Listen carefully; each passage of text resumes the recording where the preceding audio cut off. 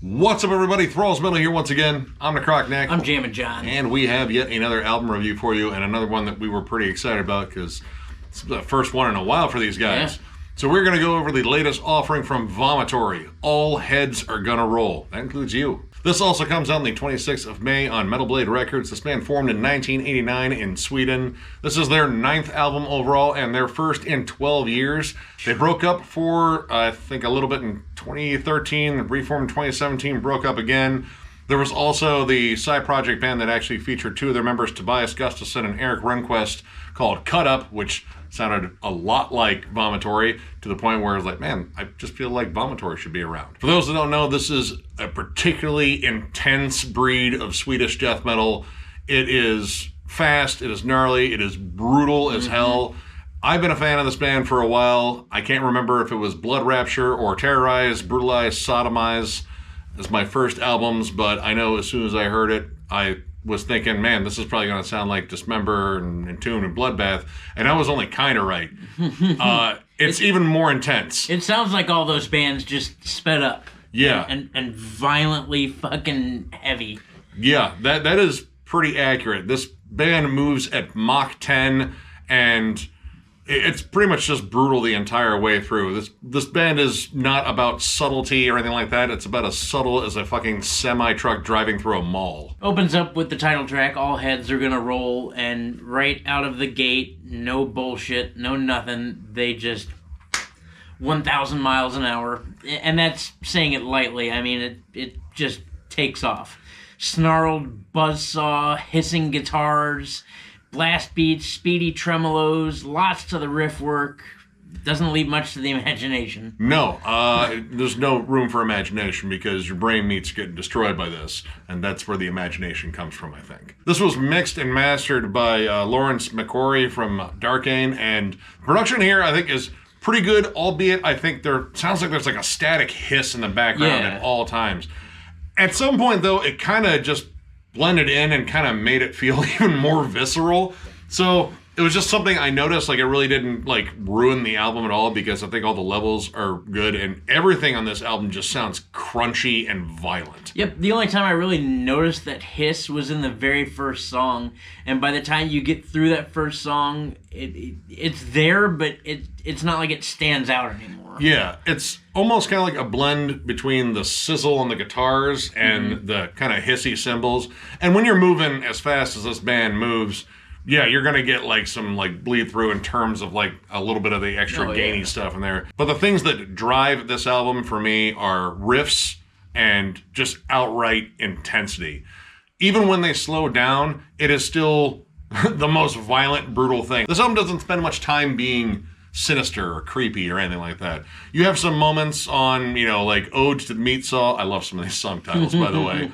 And the last track, Beg for Death, which have like some creepier moments, like a little bit of like, Slayer-ish harmonies that kind of pop up in there. But the rest of the time, this is just sort of a blend of the most intense riffs you can imagine from maybe some different schools of thought. Songs like Deepest Tomb and Dead World both kind of run the gamut of different styles of like intense riffs, especially the Deepest Tomb, because I've always argued that this band has like a little bit of grindcore in them. Like it's not just in the speed, it's also in the riff construction. Like you have, of course, your token awesome death metal tremolos and chugs, but there's some serious down-picked riffs that just kind of scream napalm death on here.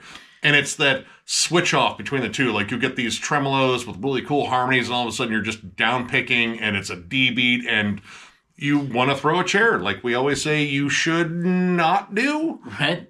I mean, I think there's a lot of grind on this album. Just a lot of how both the songs are constructed and even like the beats they choose to go with these crazy fucking Mach 10 riffs. Like it's all over the record.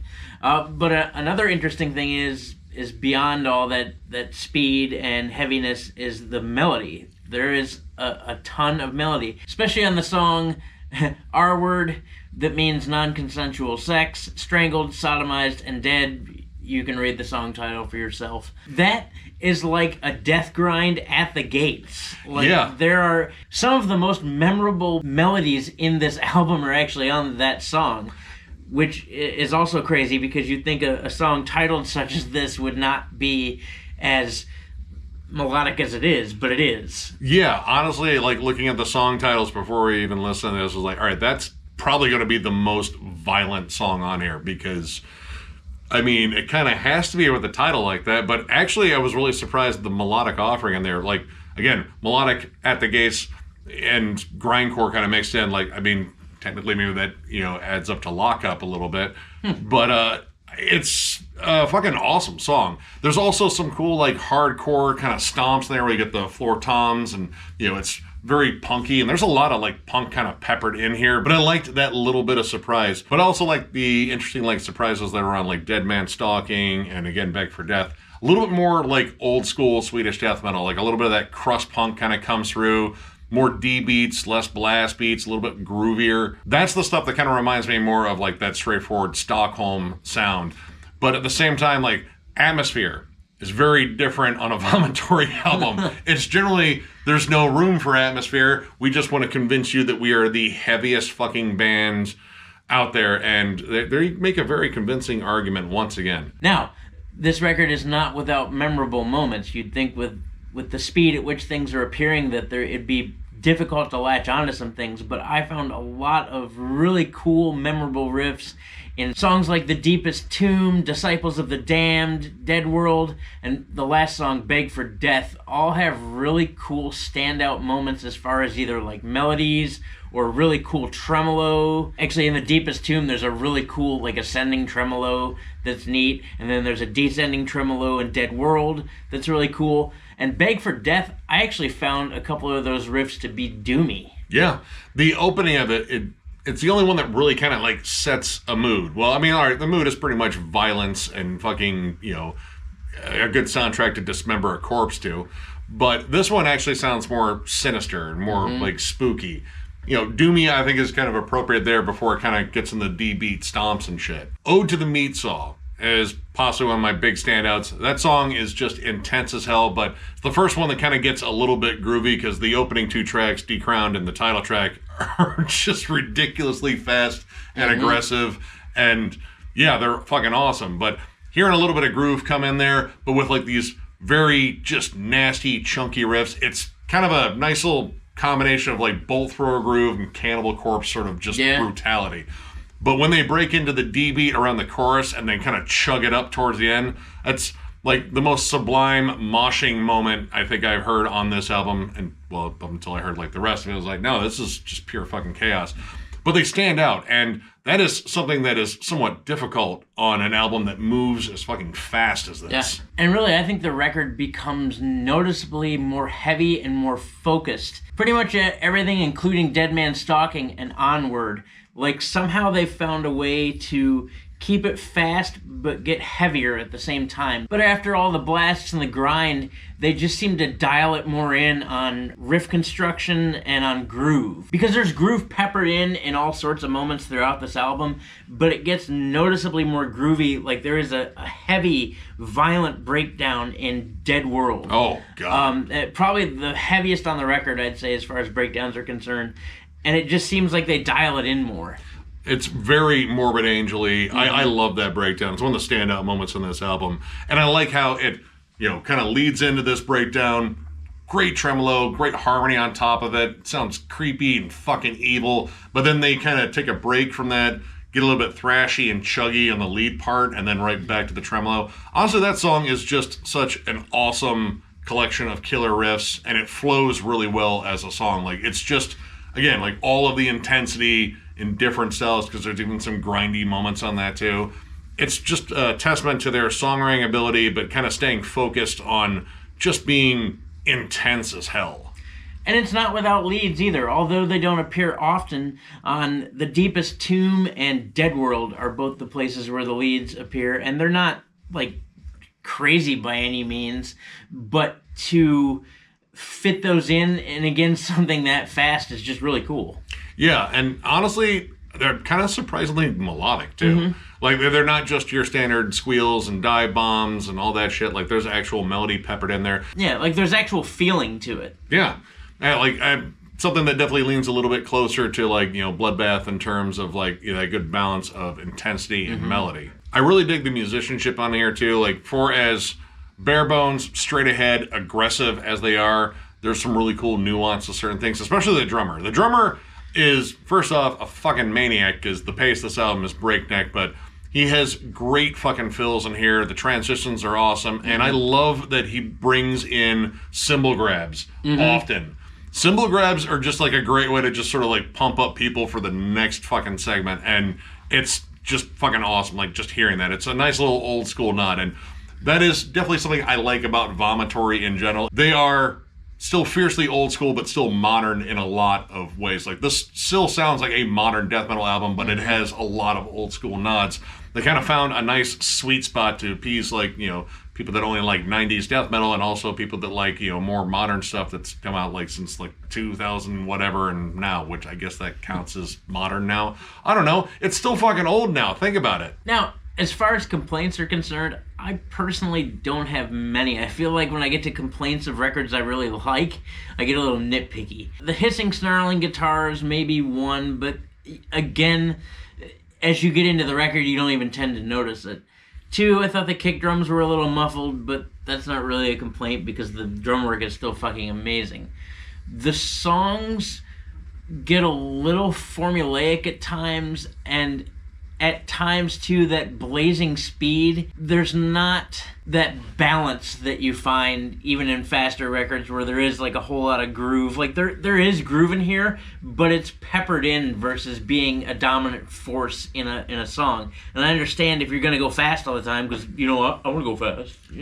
I like going fast. There's not often a lot to really break up like fast songs. Like, you have like boom boom boom boom boom and then kind of a little bit groovy and then boom boom boom boom boom, and you're like, Jesus, just chill out a minute, just let me catch my breath. But again, that's not really a complaint because I fucking like it, so you know. Yeah, that's kind of, I guess, my complaint too. Like, all right, I love the groovier sections. I love the blast sections. This is kind of missing, like, you know, a couple of good breakdown moments. Like, just flat out breakdown. Like, let's get a slow headbang, because my head was going like this like the entire fucking time. Painful. And yeah, I have some minor issues with the production, but again, that sort of like static hiss from all the gain and the cymbals, like it almost kind of is the atmosphere in here. Yeah. Like, I don't know, it just makes it more caustic sounding. But yeah, like the pace of this is breakneck. It's constantly moving fast, but I mean, even after years of listening to Vomitory, that is kind of the pace of Vomitory. They move fucking fast. They're like kind of a hybrid of like Vader and Bloodbath. Yeah. And yeah, they don't give a shit about your neck. In fact, looking at the song titles, it doesn't look like they give a shit about much except for violence, gore, and fucking riffing your face off. And I am totally cool with that because this was a fucking fun listen. This is intense from start to finish, and I gotta give it 4 stars. Like, I really dig this. 12 years has been a long time without a Vomitory album. And granted, I did like both of the cut-up albums. This is Vomitory. And it pretty much just explodes. Like, I think this is such a violent album that I think it might be, like, overcompensating for being gone for 12 years. Like, no, it has to be heavier than everything ever. And mission accomplished. But you also crafted fucking killer songs in here with, like, great fucking riffs. This is a beast of an album, and it is relentless. Like, this fucking album enters in like a fucking police battering ram. You know, there's not a lot of subtlety or nuance, but that isn't what you ordered fucking Vomitory for. You ordered it for like the most breakneck, intense shit that they can deliver, and they did. This is a beast of an album. I mean, if you love, God, I would even throw in like Decapitated in there in terms of earlier stuff. Of course, Bloodbath, Entombed, Grave, and like Death Grind, like just vicious Death Grind in there. Check this out. It's an absolute beast of an album. I don't have a whole lot much more to add, to be honest. It's also a 4 for me. I kind of knew that about 4 songs in. This thing is like a short order cook. It just, here you go, here you go, here you go, here you go. Is that a finger? Fuck! Well, who cares? Yeah, it is breakneck speed. The riffs are insane. There are riffs aplenty in here. There's no time wasted. It's kind of like keeping bees without the experience. Yeah. Like you got a bunch of bees and you don't have the beekeeper outfit, and you're covered in honey for some reason, and you're dead. They spelled B wrong in here. Why does it start with HOR? Oh, shit. My couple minor gripes aren't really gripes because I love this band, and, you know, like Ricky Bobby, you want to go fast? This is it. But this time you don't have to have a kilo of Colombian Bam Bam taped underneath the car. Might not hurt. This record is out to get you, that's the point. Welcome home, Vomitory, after 12 years. It's been great. We were going to catch you guys at 2019 MDF, but you know, there were some issues. Well, now we're going to catch you at 2024 MDF, and let me tell you what, I'm going to have to do some exercises or stretches or whatever because the headbanging is going to be absolutely insane. I can't wait. Wreck our necks. I fucking dare you. But yeah, if you're fans of pretty much everybody Nick mentioned, yeah, you're gonna love this album. I recommend going to get it and probably do some stretches, maybe some ibuprofen, you know, who knows. But yeah, 4 stars for me. So, if you enjoyed this review, give it a thumbs up, and if you're new to the channel, subscribe, because we do stuff like this all the time. We are also on Patreon. If you'd like to help us out there, there's a link down below to thrallsmetal.com. Our Patreon link is there, as well as our store, which we will be loading up on stuff. We have our ideas. We are just kind of fine-tuning them before we show them to all of you, and we will definitely keep you posted as to when we have some new merch. We also have a giveaway going on for when we eventually hit 15,000 subscribers. We are about 300 away. Oh my god. I know, it's fucking crazy. Anyway, I have a stack of 10 CDs I want to give away to some lucky metalhead. All you have to do is comment on the video link down below. It is also playing automatically on our channel. As soon as we hit the 15K mark, I will announce it in a video as to who won, and we will all celebrate Thralls being at 15,000 subscribers. It's unfathomable, to be honest. I feel like every odd was against us. I really do. I just never thought we'd get to this point. This was supposed to be a couple dudes hanging out talking about metal, and it just so happens that you all like it too, which is strange. Yeah. I don't get it. I'd watch tons of other things other than this. Yeah, I would literally watch my arm hair grow versus Thralls of Metal, but you guys seem to like it, and we love you for it. Thank you so much. It gets more and more real every time I say it. Like, without you guys, we couldn't do this, and we appreciate each and every one of you, and you know, thanks for sticking around and continuing to watch and comment and all the wonderful things you guys do to keep us moving. It's just been excellent. And with that, we thank you one more time, because that's what we do in this part of the video. Thank you. And we will catch you later.